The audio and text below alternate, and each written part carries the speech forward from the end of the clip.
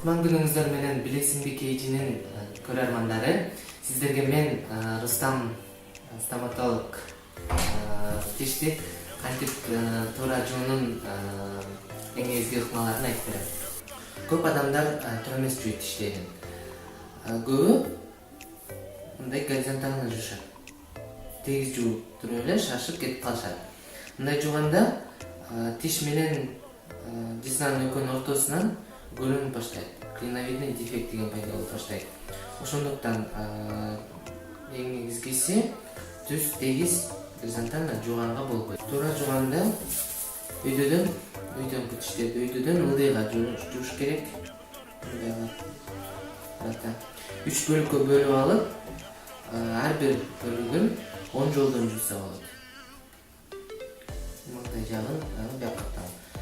Астыңкыны болсо өйдөгө каратай жууш керек.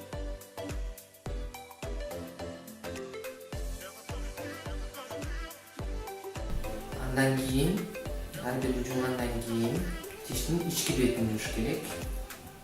Ички бетин дагы ошондой эле мындай кылып асты үстүн жуугандан кийин тиштеп туруп тегерете жууш керек. Тиштеп туруп тегерете жууш керек. Бул эң жизнанада массаж катары кетет. Анан эң негизгиси тилди да жууш керек. Тилди жууганды унутпаш керек. Тилдин корунунан учуна чейин жууш керек. Мындай кылат.